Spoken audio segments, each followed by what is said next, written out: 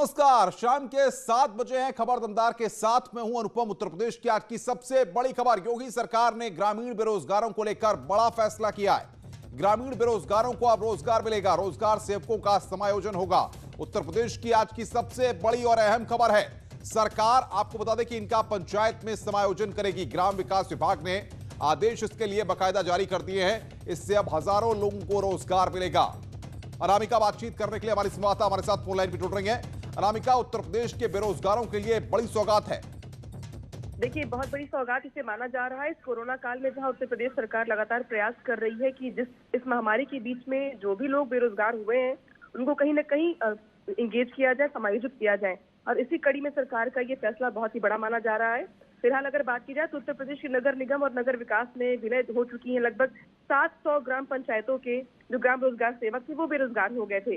लेकिन अब सरकार ने जिस तरह से फैसला लिया उन्हें समायोजित करने का, इसके बाद ये माना जा रहा है कि 700 ग्राम रोजगार सेवकों को लाभ मिलेगा।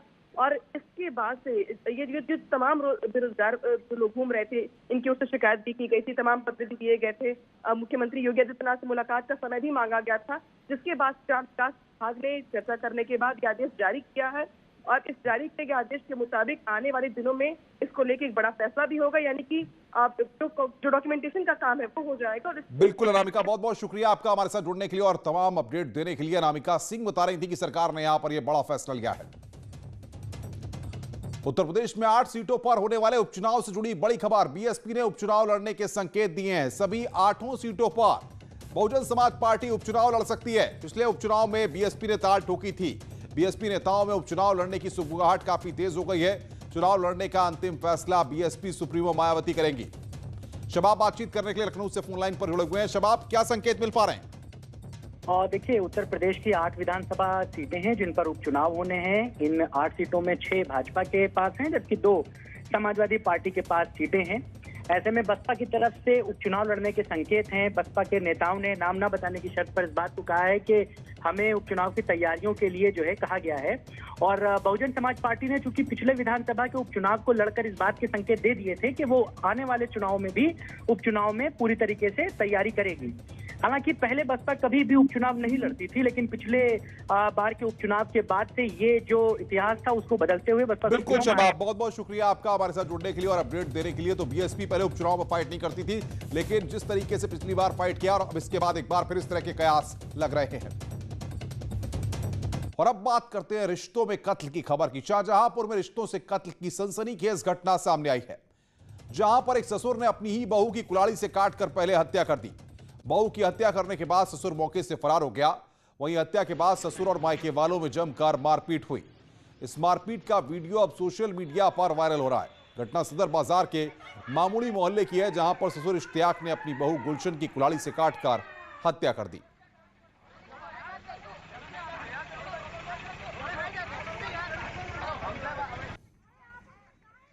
तो ये तस्वीरें हम आपकी स्क्रीन पर आपको दिखा रहे हैं। क्यों पीटते थे, क्यों मारते थे? हम लोग गरीब थे, हमारे लड़के से कहीं कुछ मांगते कहीं कुछ मांगते।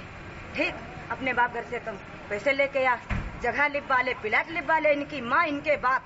ठीक है, हमारे पास नहीं है, हम कहाँ से दें। इनके बाप ने 10 बार मेरी लड़की के लिए कुल्हाड़ी लेके दौड़े, मेरी लड़की बच गई। अब की बार इनने बिल्कुल खंड डाला। मगर बाप के ऊपर आरोप सही है। बाप के ऊपर सही है। हाँ। तो बाप को दोषी मानते हो आप? हाँ, मानते। इधर चित्रकूट में मकान के विवाद को लेकर दबंगों ने घर पर जमकर पथराव किया और तोड़फोड़ किया, जिसकी करतूत घर में लगे सीसीटीवी में भी कैद हो गई, जिससे पीड़ित परिवार दबंगों की दहशत के चलते अपने आप को घर में कैद करने पर मजबूर है। मामला शहर कोतवाली क्षेत्र के कालपुर पाही NH 35 का है, जहां पर अमित शुक्ला नाम के पीड़ित व्यक्ति ने आरोप लगाते हुए बताया कि उन्होंने 2016 में सुनील उर्फ दादू पांडे की मां से मकान की रजिस्ट्री कराई थी, लेकिन 4 साल बाद अब उनकी नीयत खराब हो जाने की वजह से पिछले कई महीनों से घर में घुसकर गाली गलौज कर उन्हें घर से भाग जाने की धमकी दी जा रही है। कल शाम को दबंगों ने अपने घर की महिलाओं से गेट में लाठी डंडों से मारकर घर में जमकर पथराव भी किया। यही हुआ है कि पहले उसने हमको गाली दिया, और जब वो गाली दिया हम लोग अंदर आ गए तो उसका एक बेटा आया तो मेरी बेटी को गाली दिया और पत्थर मारा। तो मैंने उसको बोला कि अब इधर दिखाई दिया तुम्हें बहुत पीटू अगर तुम मतलब आए इधर। तो उस सब की सब औरतें आ गई। क्योंकि जो पथराव कर रहे हैं इनकी माता जी से हमने ये मकान खरीदा था और यही सुनील उर्फ दादू पांडे उस रजिस्ट्री में गवाहीदार भी है। अब ये मतलब एक तरह से या कहिए कुछ पैसे मांगता है, कभी कभी कहता है कि मकान खाली कर दो, और अभी बीच में ये धमकाना शुरू किया कि मैं तुमको यहाँ रहने नहीं दूंगा। और अब बात करते हैं अतीक के साम्राज्य की। गुजरात के अहमदाबाद जेल में बंद भूमाफिया घोषित किए जा चुके बाहुबली पूर्व सांसद अतीक अहमद पर लगातार शिकंजा कसता जा रहा है। आज अतीक अहमद गैंग के सदस्य और उसके करीबी मोहम्मद अब्बास खान के सिविल लाइंस में स्थित शॉपिंग कॉम्प्लेक्स मैक टावर को सील करने के बाद प्रयागराज विकास प्राधिकरण ने उसके ड्रीम प्रोजेक्ट किसान कोल्ड स्टोरेज पर भी सरकारी बुलडोजर चला दिया।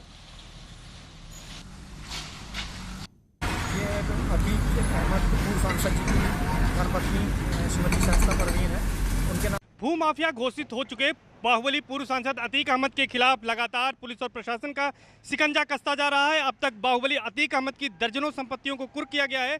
इसके साथ ही साथ कई ऐसी संपत्तियां हैं जिन पर बुलडोजर चलाने की कार्रवाई की गई है। उसी कड़ी में एक बड़ी कार्रवाई झूसी के अंदावा में की गई है। ये कटका में बाहुबली अतीक अहमद का कोल्ड स्टोरेज है, ये किसान कोल्ड स्टोरेज है जो कि उनकी पत्नी शाइस्ता परवीन के नाम पर है। आप देख सकते हैं कि ये 10,000 वर्ग मीटर यानी 1 हेक्टेयर में करीब ये फैला हुआ है और ये अवैध निर्माण कहा जा रहा है क्योंकि पीडीए से इसका नक्शा पास नहीं था। और आज जब इसके ध्वस्तीकरण की कार्रवाई हो रही है तो 6 जेसीबी मशीनें लगाकर इस बिल्डिंग को यहाँ पर ध्वस्त किया जा रहा है। और आप देख सकते हैं कि किस तरह की कार्रवाई यहाँ पर हो रही है। एसडीएम फूलपुर, सीओ, तमाम जो प्रशासनिक अधिकारी हैं वो मौके पर मौजूद हैं और यहाँ पर कार्रवाई की जा रही है। जब इसका कुर्की का आदेश हुआ था, जिलाधिकारी ने आदेश दिया था, तो 25 सितंबर तक कुर्की कार्रवाई पूरा करने का आदेश दिया था। लेकिन सबसे बड़ी समस्या उस समय आई थी, करीब 1000 किसानों का आलू इस कोल्ड स्टोरेज में रखा गया था। सबसे पहले जो प्रशासन के सामने चुनौती थी कि उस आलू को यहाँ से निकाला जाए, जिसके बाद आलू को निकाले जाने की कार्रवाई की गई और करीब 3-4 दिन का समय लगा, जिसके बाद जो किसानों का यहाँ कोल्ड स्टोरेज में आलू रखा था उसको निकाला गया और इसको खाली कराए जाने के बाद कुर्की की कार्रवाई यहाँ पर पूरी की गई। और कुर्की की कार्रवाई करने के बाद जिलाधिकारी से अनुमति लेते हुए पीडीए ने इसका ध्वस्तीकरण का आदेश पारित किया और उसी आदेश के क्रम में आज यहाँ पर ध्वस्तीकरण कराया जा रहा है।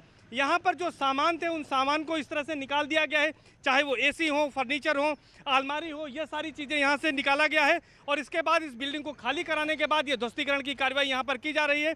चारों तरफ आप देख रहे हैं कि जिस तरह से ये बिल्डिंग अवैध रूप से बनी थी उसको ध्वस्त करने की कार्रवाई की जा रही है। तो एक तरह से जो बाहुबली का तिलिस्म था, करीब 3 दशक से प्रयागराज के जो राजनीति थी और जो अपराध था उस पर बाहुबली का दबदबा था, उस दबदबे को तोड़ने के लिए जो कार्रवाई योगी सरकार ने शुरू की थी वो कार्रवाई लगातार प्रशासन की अभी भी जारी है। और जो अतीक के करीबी हैं उनके खिलाफ भी कार्रवाई हो रही है। आज ही जो है अतीक के एक करीबी की बिल्डिंग भी सीज की गई है, उसको सीज करने की कार्रवाई सिविल लाइन में की गई है। और दूसरी बड़ी कार्रवाई आज की खुद अतीक अहमद के कोल्ड स्टोरेज पर की जा रही है, जहाँ पर बुलडोजर चलाया जा रहा है और इसको जो है जमींदोज किया जा रहा है। कैमरा पर्सन संजीव मिश्रा के साथ सर्वेश दुबे, न्यूज़ 18 प्रयागराज। इधर मऊ से भी बड़ी खबर है, जहां पर मुख्तार अंसारी के करीबी कोयला माफिया की जमीन को जब्त किया गया। 35 लाख की जमीन को जब्त किया गया है। कोयला माफिया राजन सिंह के खिलाफ 8 केस हैं। गैंगस्टर एक्ट 14(1) के तहत यहां पर यह कार्रवाई हुई है। खरगेशपुर गांव की जमीनों पर यह कार्रवाई की गई है। मुख्तार अंसारी पर भी शिकंजा लगातार कसता जा रहा है।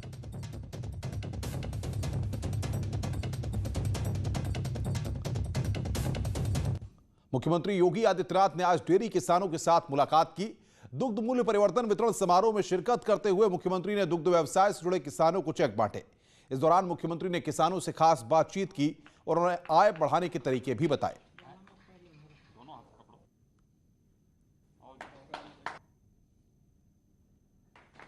अपने डेयरी के साल भर के मुनाफे में से बोनस की राशि प्रधानमंत्री जी के जन्मदिन पर उत्तर प्रदेश के किसानों को वितरित कर रहे हैं और इस अवसर पर मुझे भी सहभागी बनाने का कार्य किया है। वास्तव में ये अपने आप में एक बहुत बड़ी प्रेरणा है। गुजरात ने देश को बहुत कुछ दिया है, लेकिन ये अपने आप में कोई सहकारी समिति अपने लाभांश से भी किसानों को सहभागी बनाएं, ये अपने आप में अत्यंत अभिनंदनीय और अनुकरणीय कार्य है। आज प्रधानमंत्री मोदी के जन्मदिन के मौके पर मुख्यमंत्री योगी आदित्यनाथ ने खास तरीके से शुभकामनाएं दी। इसके साथ ही मुख्यमंत्री ने गोरखपुर से दिव्यांगों को ट्राईसाइकिल बांटी। सीएम योगी ने पीएम मोदी को जन्मदिन की शुभकामनाएं दी हैं। सीएम योगी ने ट्वीट कर लिखा है कि अंत्योदय से राष्ट्रोदय की संकल्पना को साकार करते यशस्वी प्रधानमंत्री श्री नरेंद्र मोदी जी को जन्मदिन की शुभकामनाएं। प्रभु श्री राम की कृपा से आप इसी प्रकार एक भारत श्रेष्ठ भारत के दिव्य ध्येय की ओर बढ़ते हुए मां भारती को गौरव भूषित करते रहें। सीएम योगी ने आज गोरखपुर में दिव्यांगों को ट्राईसाइकिल बांटे। सीएम योगी पीएम मोदी के जन्मदिन के अवसर पर सेवा सप्ताह के दौरान आयोजित कार्यक्रम में भी शामिल हुए और पीएम मोदी को बधाई दी। आदरणीय नरेंद्र मोदी जी का आज पावन जन्मदिन है। उनका यश, उनकी कीर्ति दुनिया के अंदर इसी प्रकार से फैलती रहे और उनका नेतृत्व हम सबको प्राप्त होता रहे। मैं इस कामना के साथ आप सभी कार्यकर्ता भाइयों बहनों को भी इस अवसर पर हृदय से बधाई देता हूं और इस कार्यक्रम के लिए धन्यवाद भी देता हूं।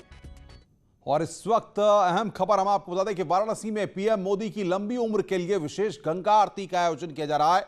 अभी हम आपको सीधे वहां पर लेकर चलेंगे। आज प्रधानमंत्री नरेंद्र मोदी का जन्म दिवस है और इस जन्म दिवस के मौके पर हम आपको ये तस्वीरें भी दिखा रहे हैं। दशाश्वमेध घाट पर किस तरीके से आज हवन यज्ञ किया गया, वहां पर प्रधानमंत्री की लंबी उम्र की कामना करते हुए। और उत्तर प्रदेश के कोने कोने में आपको बता दें कि लोगों ने केक काटकर आज प्रधानमंत्री का जन्मदिवस मनाया। उपेंद्र बातचीत करने के लिए हमारे साथ सीधे जुड़ रहे हैं। उपेंद्र, काशी का हर रंग अपने आप में अलग होता है और आज प्रधानमंत्री के जन्मदिवस पर विशेष गंगा आरती का आयोजन।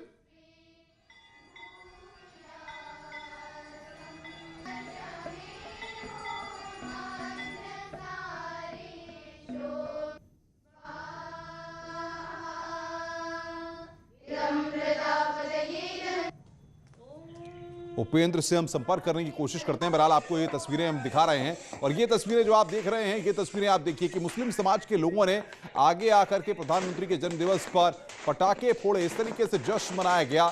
ये तस्वीर भी हम आपको दिखा रहे हैं और देखिए ये तस्वीर आप देखिए कि काशी में किस तरीके से कन्या महाविद्यालय में वहां पर इकट्ठा होकर के बाकायदा हवन यज्ञ किया गया और आज काशी में विशेष गंगा आरती हो रही है। ये दो तस्वीरें इस वक्त हम आपको दिखा रहे हैं। केक की तस्वीर, कितना बड़ा केक यहां पर प्रधानमंत्री के 70वें जन्मदिवस के उपलक्ष्य में। उपेंद्र के पास हम एक बार चलने की फिर कोशिश करते हैं। उपेंद्र, आपको मेरी आवाज मिल रही है? बिल्कुल बिल्कुल मिल रही है अनुपम, और हम आपको अब सीधे तस्वीर दिखाने की कोशिश करते हैं कि ये देखिए, ये है दशाश्वमेध घाट की विश्व प्रसिद्ध गंगा आरती, जहां का आप नज़ारा देख रहे हैं और किस तरीके से समूची काशी आज घाट पर जुटी है अपने सांसद का जन्मदिन मनाने के लिए, और किस तरीके से दियों की रोशनी में उनका अपने सांसद और देश के प्रधानमंत्री से प्रेम दमक रहा है, चमक रहा है, उज्जवल हो रहा है। बच्चे हैं, नौजवान हैं, महिलाएं हैं, हर कोई है और हर कोई इस खुशी में सराबोर हो रहा है। ये देखिए तस्वीरें, किस तरीके से दियों से 70 मोदी लिखा है और सामने मोदी की प्रधानमंत्री नरेंद्र मोदी की तस्वीरें हैं, जिसके जरिए बताया जा रहा है कि जो है 70 साल के हो गए हैं उनके सांसद, और दियों से उस पूरे नज़ारे को कुछ, या कह सकते हैं कि पूरी खुशी को बयां किया जा रहा है। और अब आज प्रधानमंत्री नरेंद्र मोदी की जन्मदिन की खुशी में ये उपेंद्र, हम कहेंगे जहां पर आरती हो रही है, कैमरामैन से कहिए जरा वहां पर फोकस करें ताकि दर्शकों को वो तस्वीर हम दिखा पाएं।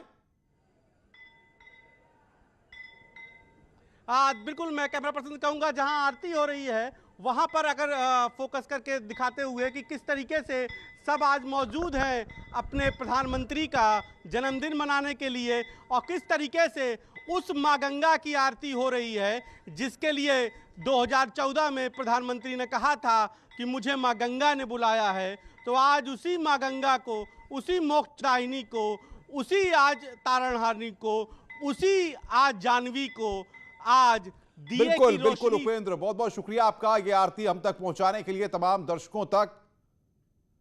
और अब बात करते हैं, समाजवादी पार्टी ने प्रधानमंत्री के जन्म दिवस को बेरोजगार दिवस के रूप में मनाया है। दो तस्वीरें अब हम आपको दिखाते हैं कि अमेठी में समाजवादी पार्टी के कार्यकर्ताओं ने पीएम मोदी के जन्म दिवस को बेरोजगारी दिवस के रूप में मनाया। इस दौरान समाजवादी पार्टी के कार्यकर्ताओं ने बूथ पॉलिश की और बीजेपी सरकार की जनविरोधी नीतियों के खिलाफ विरोध दर्ज किया। वहीं सुल्तानपुर में समाजवादी पार्टी के कार्यकर्ताओं ने विकास भवन के गेट पर सड़क पर बैठकर पकौड़े बेचे।